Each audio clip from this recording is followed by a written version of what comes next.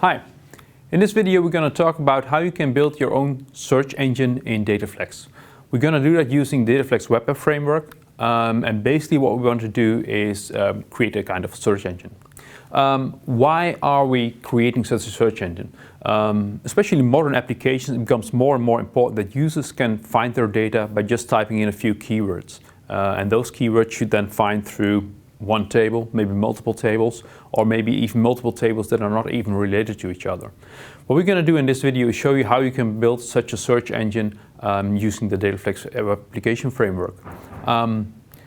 What it's going to look like, it's going to look like this. You have a screen where the user can type in some text and it should look through a list. We're going to build a sample that is searching through one base table, and then we're going to make a sample that searches through multiple unrelated tables and see how that works. So let's see how this search engine works like we have it now.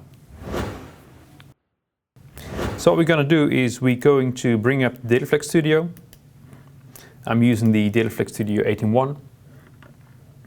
And I have prepared a sample for this. So let's open that sample workspace and let me run it so you can see what the end result is going to look like. In here you see the dashboard, and I put the search function underneath this dashboard tile. So I click it, and what it brings me is this list of data. And this data is coming from multiple tables that are basically related in some way, but not really related to each other. It basically shows you a list of tracks and albums and artists, what we have. So if I want, for example, look for all the hits of Queen, I type in Queen hits, and I click on the search button. And what you see is presents you with all the Queen hits, but those might be coming from albums or might be coming from playlists, or I think only playlists or tracks directly from albums. The idea being that if you also find some data from a specific source, so let's find for Queen as an artist, and I'm looking for that, and you click on that, it immediately shows you more information about that data source. So if it is an artist, it should show the artist with more information about that. If it's a track, it should show the track. So make it a context-sensitive kind of search. And if you go back and you click on something else, it would activate that. I didn't implement other screens, but if I just look for Queen, it should present me with a list of all the Queen stuff, and you click on the artist, it should bring up the artist. If you click on the album, it should bring up the album, etc. So that's basically what we're trying to achieve. So this is what the screen is going to look like. How are you going to do that? Basically what you want to do is make sure that you're using a SQL database backend. So try not to implement using DataFlex for this. You can, but if you have a large amount of data, it might take some time, because the DataFlex typically searches the way that it gets all the rows from the server to the client or to the web server and does the search locally. While if you do it with the SQL server, it will perform all the searches on the SQL server, which gives you a much better performance, of course. So what we want to do is make the SQL server do the search for us. For that, we're going to use the PS SQL filter setting from the data dictionaries that have been added recently to DataFlex. And what we're going to do is use a technique called database views. And a database view, we're going to use those as if they are tables. So what is the benefit of that if you have database views?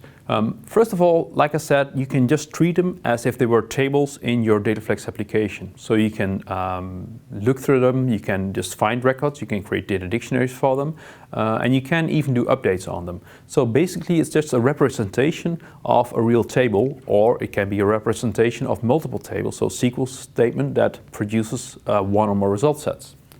You can add them to the file list, and you can just, like I said, treat them as normal DataFlex tables. You can create indexes on them, and those indexes will not be created physically. So you can basically put a number of fields in your views and sort on any of those. You can just say, I want those to be sortable or indexable, and it will create what we call a virtual index. If the database table itself has physical indexes, of course SQL Server will use those, but if they don't, it will still give you an option to very easily sort on those. Like I said, you can also do updates on views.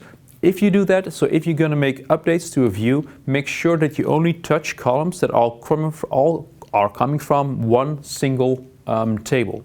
So you cannot touch multiple tables or columns from multiple tables in one update statement. Just be aware of that. And like I said, the views, they are great for building more context-sensitive or more powerful selection lists, for example, because you can join tables. For example, the sample that we're going to look at is we're going to look for a track, but I also want to look for a track and maybe the album the track belongs to, and maybe the artist the track belongs to. So basically you want to be able to sort and maybe search on multiple columns. So let's see what that looks like. Okay, so we go back to the studio, and the first thing that you need to do is you need to create a database view. I'm not going to create the database views in DataFlex, but I'm going to bring up the SQL Server Management Studio for that. So I'll bring it up and I will log into my database and do a connect. And I will create a query window to the database I'm going to work with. I'm working with the Chinook database here, and it has the albums, the tracks, and the artists, etc. So basically what I want to do is I want to create a query that's going to be represented for the view. So I basically want to select a number of columns from the track database or track table. So I'm selecting select from track, and I want to join into that. So I do an inner join the album it belongs to. So I'm selecting the album, and based on the album ID on album .ID should be able to the album ID of the track, of course, equals to track.album ID. And the album is connected to an artist, so I also want to bring in that table. So I'm doing inner join of the artist on artist.artist ID equals the artist ID from the album .artist ID. Okay. So what columns do we need? Well, first of all, we need unique fields, or maybe a couple of fields that uniquely identify each row. For the track, that's easy because they each have a unique track ID. So I'm selecting the track ID. What I also need is the track name. So from the track table, I'm going to select the track name. And I want to have the album title. So I'm selecting the album title. And I'm going to select from the artist also his name. Okay, so if I'm going to execute this statement, let's just see what it brings up.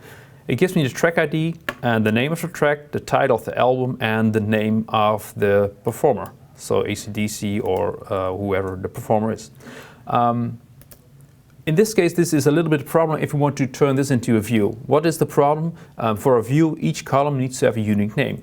So let's make sure that the track is not called name, but it's called track name. So you can do it like this, or explicitly put an S between it.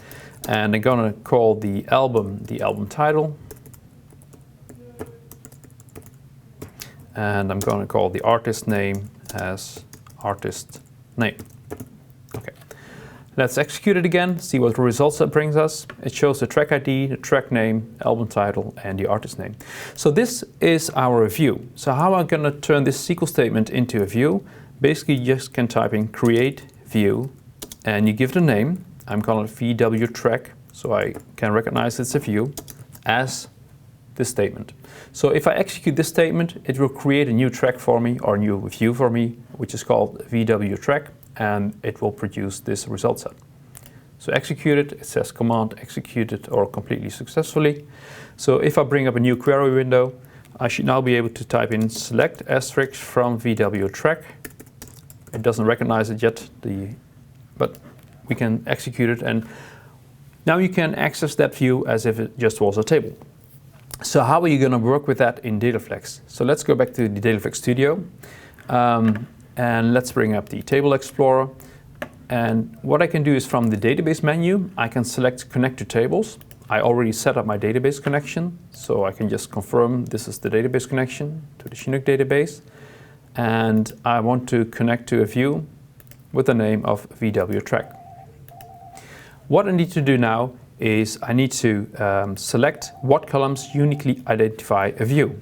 So I click on the track ID here, because that's uniquely identified a view, and I click on next to make it selectable. Okay. And I finish. So what we now have is in this track, it's here in the database list, or in file list I should say, I can just double click to take a look at it, or you can right click it and say view table to just take a look at the contents. As far as DataFlex is concerned, this is just another table, right? It will also have its own data dictionary attached to it. And what you can do now is, you see we have one index here. It's on track ID, but if we want to be able to also sort this data source based on the name of the track, or maybe the name of the title or the artist name, then we need to create an index for each of those. And like I said, if you create an index on a view, it's not a physical view, it's a view that will be just attached to the view in DataFlex, and you are simply able to sort by that. So let's add an index on the track name, and to make it unique, I also add the track ID. I add another index on the album title, and again, to make it unique, maybe I add a track name to make it that, and to make it unique, add the track ID, and add another index on the artist name, and make it unique by the track ID. Okay. So I added 4 indexes. I pressed the save button to save the column, and DataFlex now automatically made a save for this. So what we now can do is create, for example, a list or a select type of view, and just take a look at all the columns from this view track. So I'm using the wizard to do that. I create the select web mobile select view wizard, and click OK. And I'm going to call the object my track select. And this is the tracks that I will be listing. Put a nice description in it. And it's going to be on the track view. And we can select the numbers that we want. I'm not interested in the track ID. I think you don't do that in this case. So I'm just interested in the track name, the album title, and the artist name. So let's move more like this. We do navigation on this. We might be able to do a zoom. So let's say, okay, we're going to create a zoom later. And the zoom is going to be track zoom. And this is going to be, this is the view name. And so track zoom is going to be the name of the view. And track zoom here. And track zoom there, just to make it easy. We can say, okay, the track is the most important one. I want that one as a caption. See what it looks like. The track name, the title, artist name, it's okay. I think the track names are normally a little wider, and the artist name are not that wide, so we might want to say, okay, shrink that down a bit. You can also say, I leave it to auto adjust, but yeah, it kind of looks good. But maybe let's make this a little bit more narrow, make that one 500. And the album title can maybe also be 1000, so give the most space to the track name, and maybe to make it nice rounded numbers, make this one 2000. Okay, display, looks okay. Okay, press next, and it's going to create the view for us. This is the view that it created, and let's see what it looks like in real live application. So compile it, and run it, of course. Oh, we have an error. Oh, the zoom, of course, doesn't exist yet. Maybe we wanted to create a zoom very quickly. So create a zoom for this track record. Let's go. The name of the zoom is track zoom, like that. And it's on the zoom table. It's a simple form. I'm not going to do very complicated things here. Let's just add all the fields, just like that. 2, 2, 2. It's okay, next, finish. So we very quickly created our zoom. And now I should be able to select from the menu this select that we just built, the tracks. So here's the list of my track, and I can click on or look at those, sorted by name. If I click on one, it will show me the track ID, just like that. If you want to be able to sort on the various columns, then you need to set on that it shows the columns. Let's see if I can do that quickly. This is the list. I'm sorry, this is not the list. This is the zoom. This is the list. And we set show header to true, so that it shows the header actually. Compile and run. And let's view it again. Go to the tracks. As you can see, we now have a top bar here. Of course, we should change the names into something meaningful. But now if I click on the title or I click on the artist name, you'll see it will sort on those, and you can very quickly do sorting like that. Okay. So this is how you can very easily use a view, and that's going through multiple tables and bring it in on your DataFlex system or in your DataFlex workspace, and just looking into that things. Okay, let's suppose we want now have the user to automatically be able to, or not automatically, but be able to type in some search value here. And it should then look for this typed in value in the track and in the title and in the artist name. Let's go back to the studio there, and I'll go to my select, and I bring up the preview window, pressing F7. This is the preview of that. And let's bring up my class palette. And what I want to do is put a form, a web form, and put it there. It's a form. This is where we're going to type in the value. So let's change the caption there and change it to search. Then I'm going to set the label position to be on top, like that. Okay, I'm satisfied with that. Okay, I double click it, and I forgot to do one thing. I want to set the property of the prompt button to true. I want to have a prompt button. So I go to prompt button and make sure it has one. Okay, so now we have this prompt button here, like that. So now I need to implement the procedure on prompt so that it will take into account the value that the user typed in. So I type in procedure prompt, on prompt of course, on prompt. And basically what you need to do is it needs to rebuild the constraints. So it sends rebuild constraints of OVW track data dictionary. And then I just want to refill the list again. So I'm going to do that by finding the first record. After that, we rebuild the list. So I say send find of OVW VWDD track ID, and I'm going to find the first record based on index 1. Let's just put it like that. Okay. So it's going to find the first record. So what we need to do is in the procedure or in the data dictionary, we need to implement the procedure on constraint so that it constrains the rows to the search value. So what we need to have is a string as value. That's going to be holding the value. And what we say is webget PS value from whatever has been typed in. And that's from web form 1, web of, it should be, web form 1 to as value. We need to trim the value. Just make sure that we don't have spaces before and after it. Move trim as value to as value.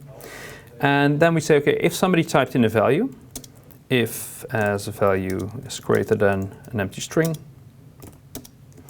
begin, and do something. So what we want to do in this case is we want to use the PSSQL filter property of the data dictionary to automatically filter on that.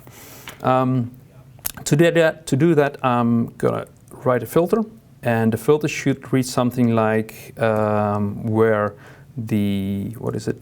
I forget the name, the track name.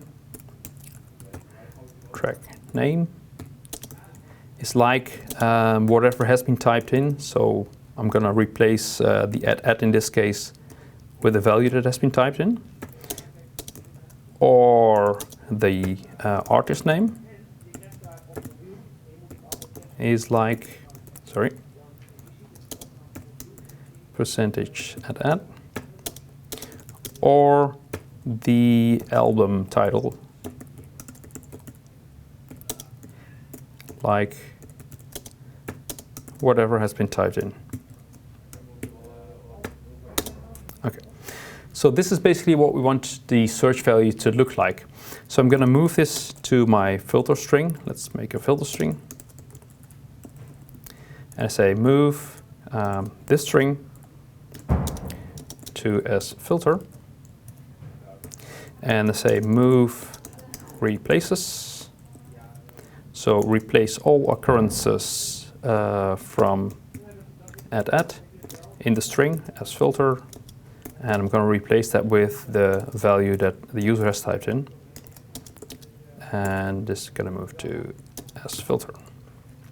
So now I'm going to set PSSQL filter to as filter, and this filter part is going to be appended to each search option. So each search option will now include where track name like this text, or artist name like that text, or album title like that text.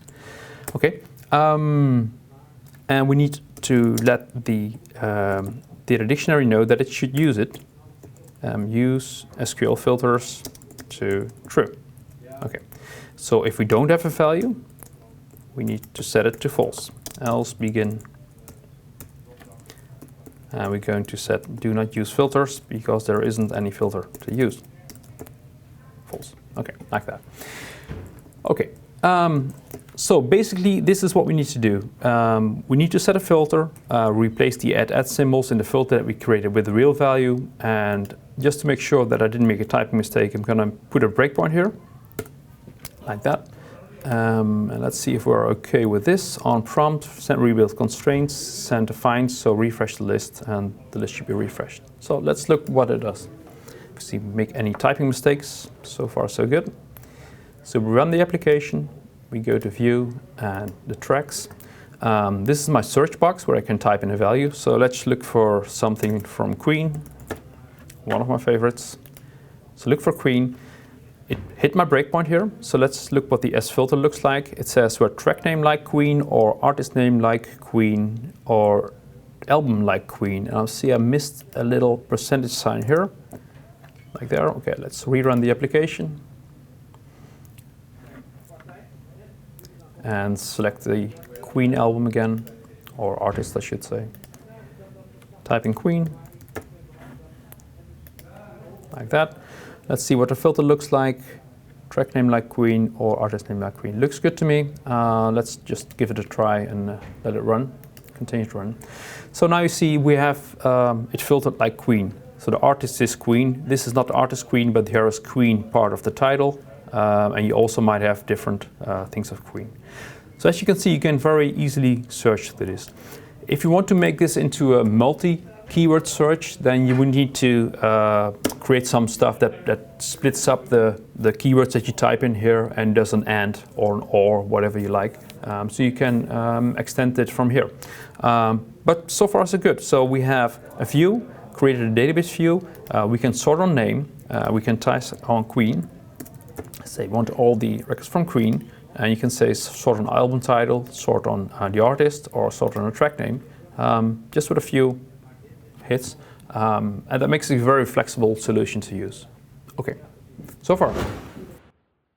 So what we just did is we created a database view that basically joined a couple of tables. From the track we went to the album, from the album we went to the artist. We put it in the database, and then we made a connection to that database view from DataFlex. So DataFlex just recognizes it now as if it was a table. Then we looked at the table and we added some indexes so that we can use those indexes to sort by those fields that we put in the index in the list. And like I said, it's just a table as far as DataFlex is concerned.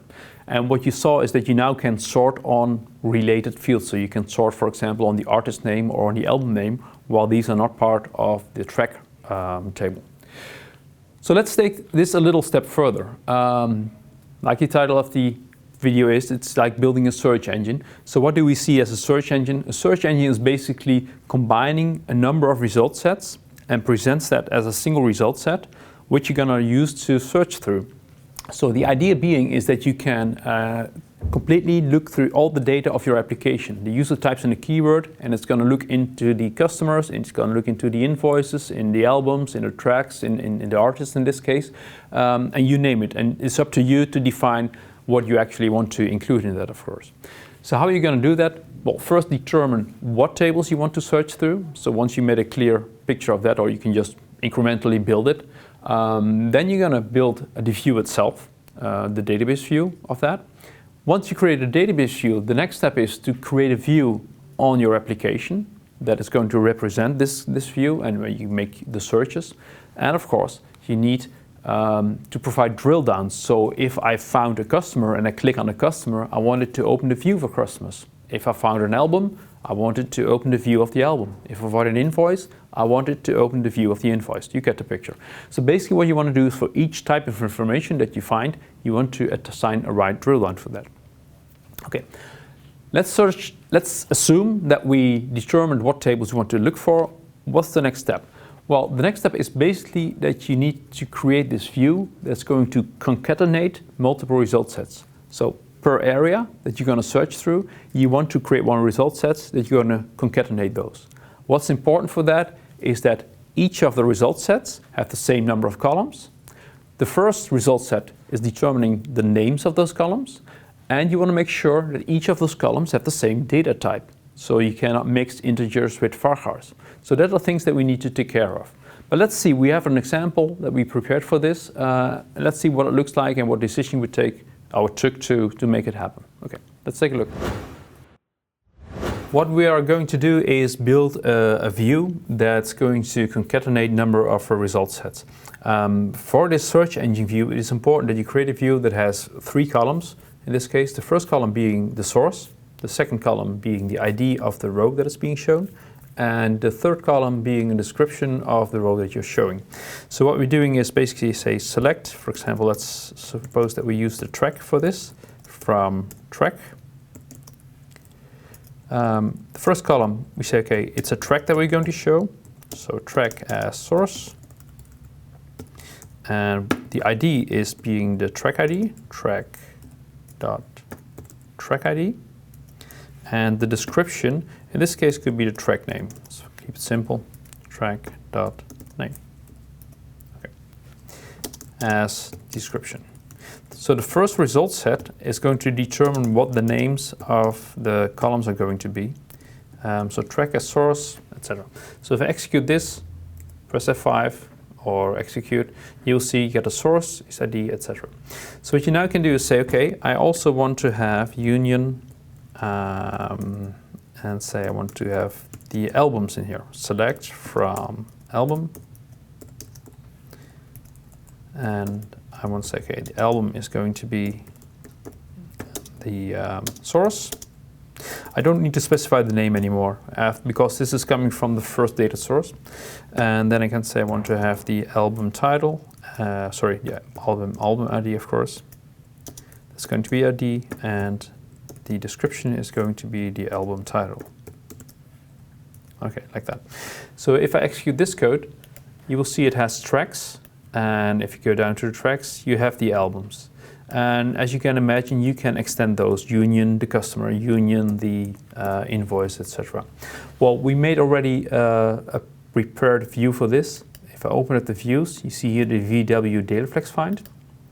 And if I'm going to show you what that looks like, script view as an alter statement, it looks like this. It's a bit more decorated with descriptions, but it's basically the same. It says select the album as source, etc. And select union all, so concatenate the result set with the artists. And what you see here is that we also made explicitly a conversion to nvarchar 255 for the ID. So that allows this view not only to produce integer IDs, but also text IDs, etc. And each ID can have a maximum length of 255. So that should be enough for the ID of a record, basically. We did the same thing for the descriptions. So the description have a maximum length of 255 as well. So this first select determines the names of the columns and also the data types, and then the next one just follows that. Right. As you can see, for example, for a customer, in the description you can just concatenate a number of fields. Like here we concatenated the first name with the last name, and when there is a company involved, we put a company name in there, and we put the city between braces. So this looks like this. So you have the customer, you have the ID, and you have, between quotes, the city and the city they come from, or the city and the country, I should say. let's see.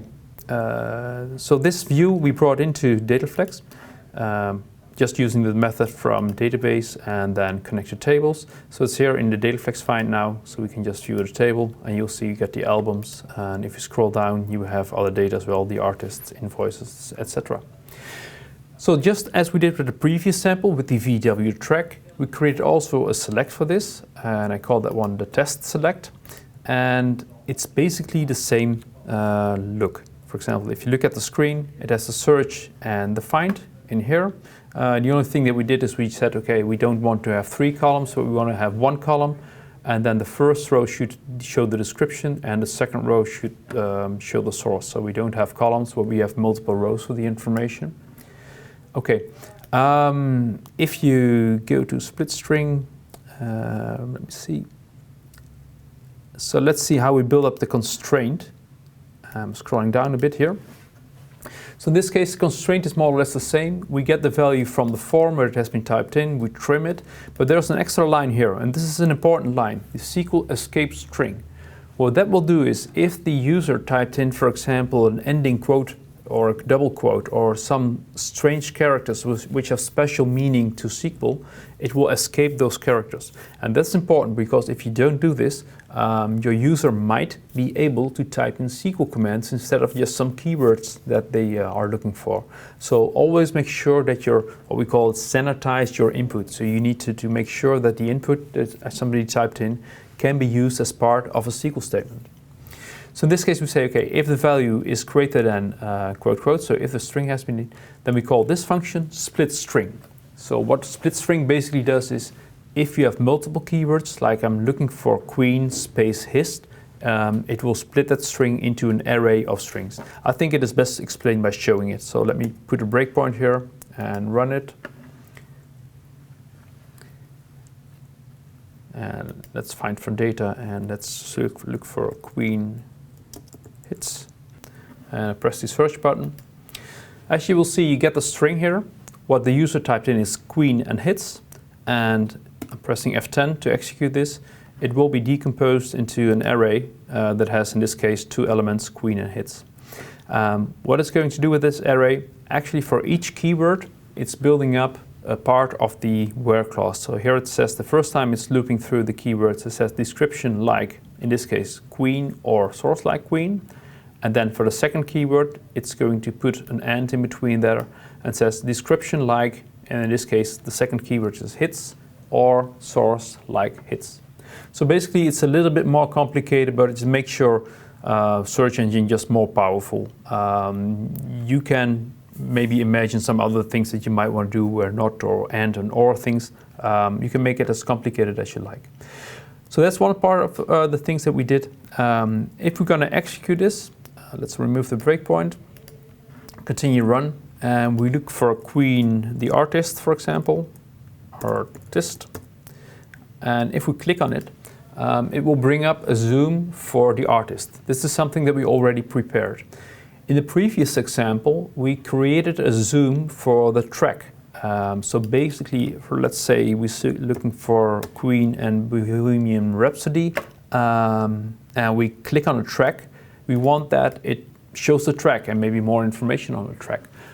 But in the previous example, we already created such a zoom. So how are we going to connect that zoom to this action once you click here? So let's go back to the studio. If you look for the on row click procedure, like here, what you will see is that there is a part that says case where data source equals artist.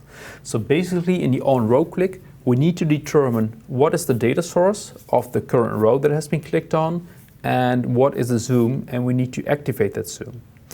To activate that zoom, you're going to be sending a navigate forward to the zoom that you want to activate. What that activated zoom needs to know from you is what is the record that you want to show. And to get that information, this zoom that you're going to activate or going to call is going to call back on you with the on get navigate forward data. And there we need to supply it with the ID of the table that it needs to show, and we need to supply it with the record ID, the record identifier of the record that we want to show. So basically that's what we need to do. Here's already a block of code for the artist. I'm going to copy that, and I say if the data source that we are currently at is track, then we say the selected table is VW track. And note, it has to be VW track in this case because the zoom that we're going to activate is actually based on the view VW track and not on the track. So we're going to clear that VW track table and clear. I'll move the ID to VW track.track ID. And we're going to find that track, find VW track. And then we're going to set a property, PS selected row ID, and that's going to be the row ID of the VW track that we just found. Track. And otherwise it's going to be set to an empty string. And then we can say navigate forward to O track zoom. That's what we called it. We probably should have called it OVW track zoom. That would be more consistent, but we didn't. So register object, just in case it's not loaded yet. Track zoom, it's already in there. Right, and we need to make sure that at the top that the file is declared. So put in a declare data file here for the VW track. Okay. So what we did now, I'm scrolling down, go down to the on click again. So we just added another branch here. When you click on a track, do this. When you click on an artist, do that. It's up to you to decide what are you going to do, which direction you want to go. But just make sure that if you're going to activate another zoom, that you need to provide in the on get navigate forward data to provide the data where you're going to. So let's run it and let's look for Queen Bohemian Rhapsody. Let's search. So we'll put the cursor in the right field. Queen Bohemian. Click on it, and now you see it selects that specific track ID with the track name, etc. Of course, you could also explain or show some information about the album or about other things, etc. You probably get the picture. So with just a few lines, you can actually create a search engine like this in DataFlex. So what we just showed is how you can build a complete search engine by creating a view that will combine multiple data sources together and bring it in as a select window in the DataFlex framework. As you can see, it was also very similar to the previous example what we did, but now you can extend it while you click on a row, make sure that you're hooking up to the right select, and you can make a very dynamic search engine this way in DataFlex. Just to remember a few things. SQL, using a SQL database in your applications can really speed up things. So for selecting rows, selecting records, it really helps. Sanitize your SQL input. So whenever you let a user type in something, some keywords, some file, whatever, that you are going to be using in a SQL script or a SQL statement, directly or indirectly, because if you type in a PS SQL filter in a data dictionary, that's going to be part of a SQL statement. So whenever you do something like that, make sure you're escaping that string so that the user doesn't have a chance to type in basically any SQL commands there. And very important to remember, use views as tables. So using views as tables, you can make it very powerful use of those views things. Okay, that's it. I hope you enjoyed it. Please start using it, and I would say enjoy the view. Thank you.